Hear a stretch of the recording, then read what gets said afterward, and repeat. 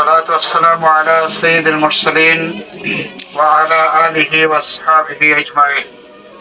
শহীদি কাফেলা বঞ্চিত মানুষের ঠিকানা বাংলাদেশ জামায়াত ইসলামী হাসানপুর কর্তৃক আয়োজিত আজকের এই অফিস উদ্বোধনী সভায় উপস্থিত অত্র ইউনিয়নের সম্মানিত শ্রদ্ধেয় সভাপতি শ্রদ্ধেয় আমির, আমাদের প্রিয় ভাই জনাব মাওলানা এবিএম নুরুল ইসলাম।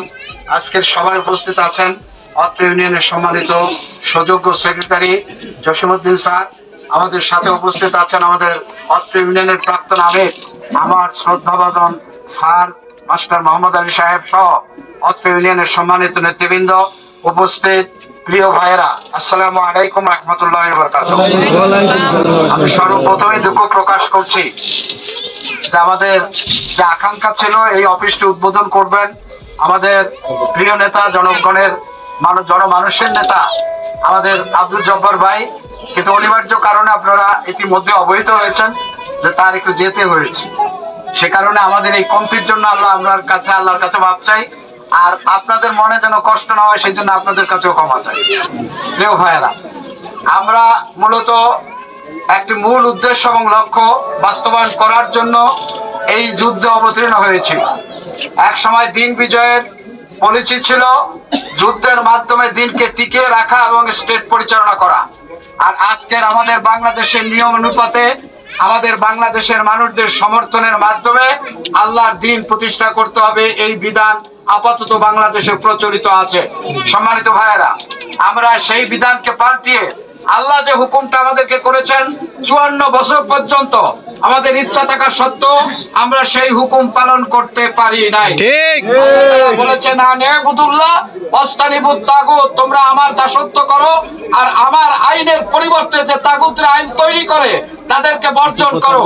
কিন্তু আজ 54 বছর হয়ে গেছে, আমরা আল্লাহর সে আদেশ এখনো পালন করতে পারি নাই। কিন্তু আমরা আশা করছি মহান রব 5 তারিখে আমাদের এই বাংলাদেশে যে পথ পরিবর্তন করে দিয়েছেন, আগামী 12 তারিখে ইনশাআল্লাহ আল্লাহর ওই আদেশ এই বাংলাদেশে প্রতিষ্ঠিত হবে ইনশাআল্লাহ।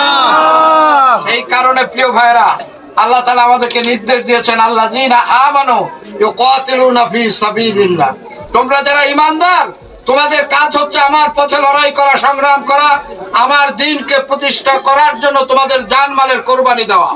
সম্মানিত ভাইরা, আমরা দীর্ঘদিন পর্যন্ত এই চেষ্টায় লিপ্ত আছি, কিন্তু আমরা সেই সুযোগ গ্রহণ করতে পারি নাই। আগামী 12 তারিখ আল্লাহ তাআলা আমাদের জন্য সেই সুযোগ বরাদ্দ করেছেন। আল্লাহর নির্দেশ মতো ওতে যদি আমাদের জান বাজি রাখতে হয় রাখবো আমরা সবাই ইনশাআল্লাহ। জানমাল বিনিয়োগ করে যারা আমাদেরকে বলে ভোট কেন্দ্রে গেলে আর ফিরা যাবে না, আমরা তাদেরকে স্মরণ করে দিতে চাই, বন্ধুরা, গত 17 বছরেও তোমাদের চাইতে অনেক ক্ষমতাশালী লোকেরা এই থ্রেড জামাত ইসলামীকে করেছিল। ওরা চেয়েছিল, বলেছিল জামাত ইসলামীকে এই দেশে রাখা হবে না, কোরআনের দাওয়াত আর দিতে দেওয়া হবে না। ওরা আমাদের সংগঠনের নিবন্ধন বাতিল করেছিল, শেষ অবধি ওরা আমাদের সংগঠনকে নিষিদ্ধ ঘোষণা করেছিল। আমি তো বলতে চাই, ওদের যে শক্তি ছিল দুনিয়ায়, ওদের দলীয় শক্তি, র‍্যাব, সেনাবাহিনী, যত রকমের ক্ষমতাবান দল শক্তি আছে, ওই আওয়ামী লীগের সমস্ত শক্তি তাদের পক্ষে ছিল। কিন্তু মহান যে আল্লাহ বলেছেন, আল্লাহু শাইইন কাদির, আমি হচ্ছি সব ক্ষমতার সবচেয়ে বড় ক্ষমতাবান। সেই ক্ষমতা যখন চলছে, দুনিয়ার সমস্ত ক্ষমতা ধূলিসাৎ হয়ে তারা এই দেশ থেকে যেতে বাধ্য হয়েছিল।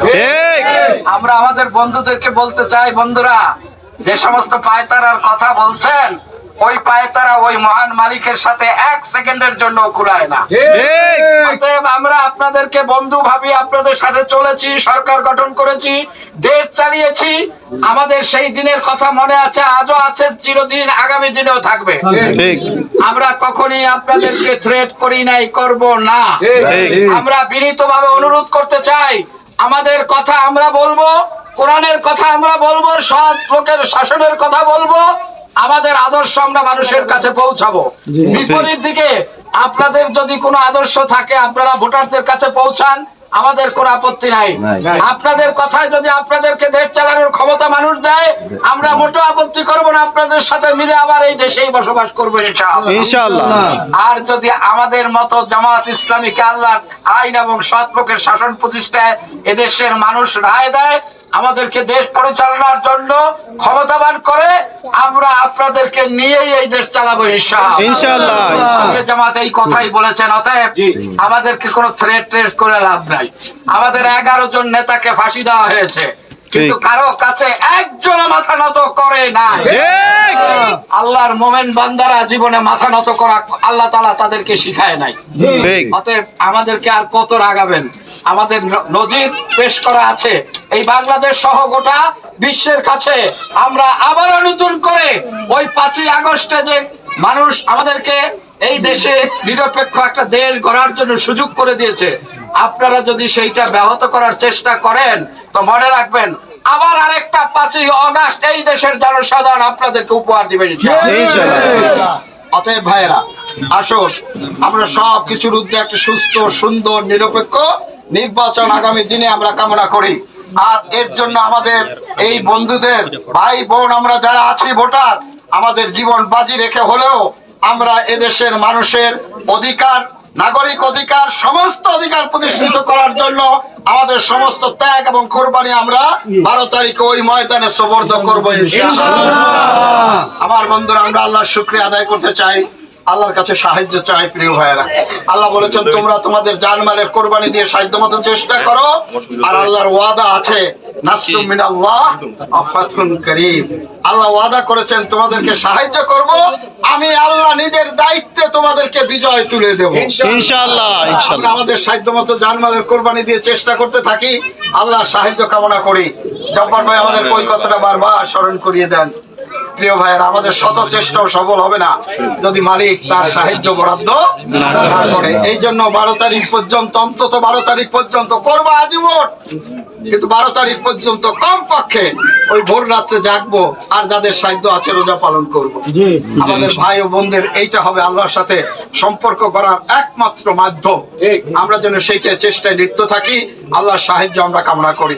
সম্মানিত ভাইয়েরা, আল্লাহর উপর ভরসা করে আমাদের এই কমতি সহকারে আপনাদের কাছে আবারও আমি ক্ষমা প্রার্থী হয়ে, আপনারা এসছেন কষ্ট করে, আপনাদের মনের পুরো আকাঙ্ক্ষা আজও পূরণ হতো যদি আমাদের ভাইদেরকে নিয়ে, আমরা জব্বার ভাইকে নিয়ে এখানে উপস্থিত হতে পারতাম। তারপরেও দুঃখ করার কিছু নাই, তিনি আবার সময় মতো ইনশাআল্লাহ সফরে আসবেন, আমরা সেই আশা ব্যক্ত করছি। আর মহান আল্লাহর কাছে সাহায্য চেয়ে আমরা আজকের এই হাসানপুরের এই অফিস উদ্বোধন করছি। প্রিয় ভাইরা, অনেক বড় মনে পড়ে এই হাসানপুর তো সেই হাসানপুর যেখানে মাওলানা মাহমুদুজ্জামান আল মামুন জন্মগ্রহণ করেছিলেন। এই জায়গা তো সেই ভাইয়ের যেখানে তার ভাই আমিনুল ইসলাম ভাই জন্মগ্রহণ করেছেন। এই দেশটা, এই এলাকাটা তো সেই এলাকা যেখানে আমাদের প্রাক্তন চেয়ারম্যান ওবায়দুল হক সাহেব জন্মগ্রহণ করে চেয়ারম্যানই করেছেন। আমাদের এই জায়গা তো সেই জায়গা যেখানে আমাদের অসংখ্য ভাইরা তাদের জীবন ত্যাগ করে ওই ডাক্তার ইব্রাহিম সাহেবের মতো মানুষ, যাদের কথা মনে পড়ে, তাদের সাথে কত চলাফেরা হয়েছে, কত কিছু না আপনারা করেছেন তাদের জন্য। আমি আবার বিনীত অনুরোধ করব, সেই একই পাওনা আমরা যেন জব্দার ভাইকে উপহার হিসেবে দিতে পারি ইনশাআল্লাহ।